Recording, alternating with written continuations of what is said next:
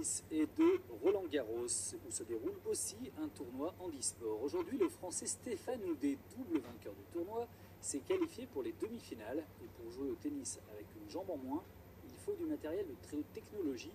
Le fauteuil du champion est un bijou fabriqué à Loriol dans la Drôme. Renaud Gardette. Il roule sans accroc ni choc. Pour la première fois, Stéphane Houdet, amputé de la jambe gauche, a pu jouer sur un genou presque debout et non plus assis comme auparavant. Une prouesse, un défi technologique grâce à ce prototype, un fauteuil français parfaitement fluide, adapté au tennis. Au lieu de jouer assis, je joue à genoux, ce qui veut dire que le bassin, d'un seul coup, prend part au mouvement, à la fois dans mes actions de déplacement et aussi dans les actions de jeu. Donc à terme, c'est quelque chose qui donne plus de puissance.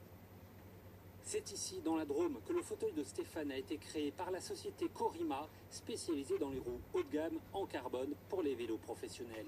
Un savoir-faire qui a été adapté pour créer de toutes pièces ce châssis prototype. Son poids, 9 kg seulement, après plus de 2 ans de travail et 2000 heures de recherche pour trouver la meilleure ergonomie.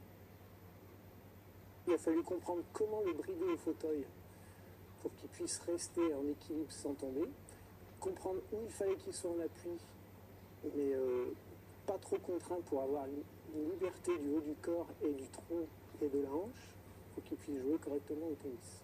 Comme Stéphane le dit d'ailleurs, c'est une révolution qui est en marche, puisque jouer au tennis à genoux au lieu d'assis, ça ne s'est jamais vu. Donc c'est vraiment une innovation avant tout de la performance. Et bien sûr, après, il y a le côté aventure humaine et l'histoire de Stéphane avec le handisport.